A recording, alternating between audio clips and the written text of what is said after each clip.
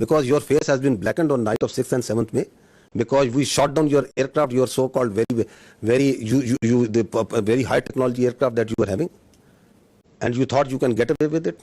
And then once you didn't want to send your manned aircraft, you sent your unmanned drones, and we took each one of them out. Your face is being rubbed.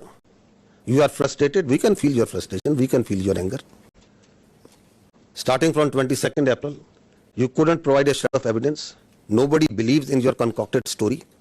Everyone knows that you are lying. And then you kill citizens, civilians, innocents. You kill children. Your lie is getting clearer for everyone to see. Your cruelty, your hubristic mindset is getting clearer. Your extremism, your anger is getting clearer. So you have to satisfy. And the people inside your country, starting from 22nd April, they are asking you, what have you done? Who are these people? Why there is this security failure? Because you have no answer to them? No, you concoct stories. We have taken down F-16. Karachi is burning. Quetta is burning. Prime Minister of Pakistan has been taken to a safe location. This, that, whatever comes to your mind. Is this a joke going on? These are two states. Their lives of hundreds of millions of people, thousands of millions of people at stake. The world peace is at stake. And this is what you are feeding. This is the war frenzy you are making. You watch their TV and they are showing that there are sirens going on, civil defense raids going on. So you want to create war hysteria? This is another point that I want to highlight, that we request the international media to fact check before buying their stories. This is just a very fresh story about someone who was leading the prayer, the funeral prayer of the people who died in one of the unfortunate place in this 6th, 7th, one of the mosques that was taken out. And the Indians started planting that this person who was leading is brother of someone whom they claim. You people are much more informed than me on this, huh? So they started saying, no, listen to this. It's again sad that how people fall prey to these cooked up stories. So this is the British High Commissioner in UK. Now he is showing, the Indian High Commissioner in UK, he is showing this man and claiming him to be brother of this person. The founder of the terrorist groups that you're mentioning. Look who's behind him.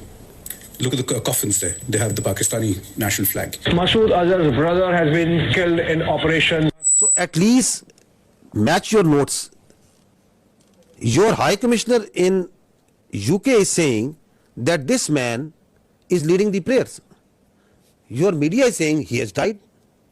So before you cook up a story, I would request our dear friends, whoever is writing the script over there of this fiction book that they are writing, that at least match the notes amongst yourself.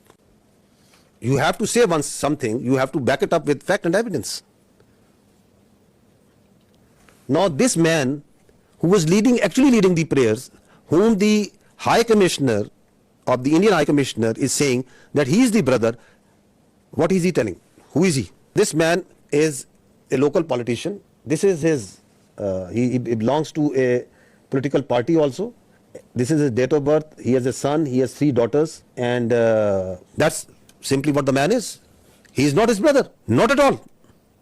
And he's saying that I have come to know through international media, saying that I am the brother of that person. I'm trying to tell you is that even if their high commissioners are telling you something, even if their ministries are telling you something, please fact check it. Don't fall prey to their misinformation, disinformation, because they live in their own cocoons, in their own bubble, in which they believe every lie that is fed to them. India has become a disinformation, misinformation churning machine. And the only thing that can counter this is fact and reality. Again, unfortunate part that even reputed journalists like Barh, whom people tend to believe what they are reporting on their social media. Breaking, a Pakistani pilot is in Indian custody. More details awaited. India thwarts multiple missiles and drone attacks by Pakistan on Jammu Pathankot, and so many others.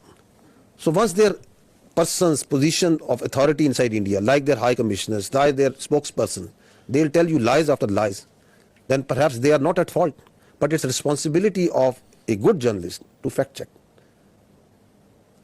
Why we are requesting you this? Because once this process, this thing, this conflict that is going on, India is going to put a lot of lies, fabricate lies, keep on feeding it to you, media, international media, on hourly, on minute by minute basis. Please fact check it. So she's a responsible journalist, Barh, but she also fell prey to this bundle of lies that is coming from them. And then people listen to her and journalists like them, and then they start believing. More such examples of lies and lies and lies. More lies. We just wanted to give you the total of the drones that we have shot down so far is 77. These are at multiple places. This collection process of these war trophies is going on. Now, I would say that what they are playing right now on their media, this is phantom defense. Again, this is what they have taken out a page from the history. That was in 2016. You as journalists must be remembering that after the Uri incident, they came out with a phantom strike. Their DGMO and their officers came and they started claiming that we have gone inside Pakistan and we have done this and that, and we checked and there was nothing. Absolutely nothing that has happened. And they claimed it. They still claim it.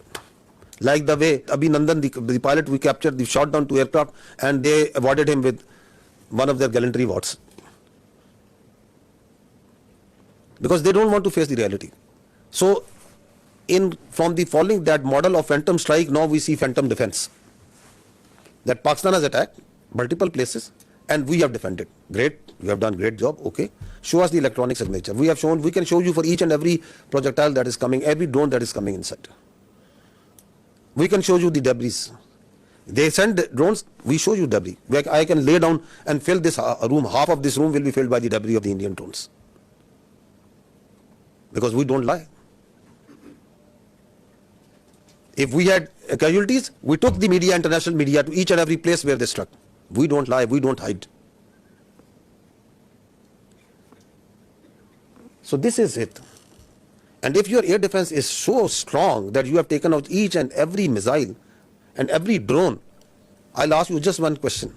On night of 6th and 7th, once you shamelessly attacked holy places, the mosques, you attacked the innocent civilians. You came out with all your numbers in the air. Your whole air defense was lit up. You came at the time and place of your choosing. And after you have released weapons, only after that, once our air force struck back, why couldn't you take just one of our missiles? You were well prepared. That is the birth. And now once you call this phantom defense, then everything is going up and everything is being neutralized.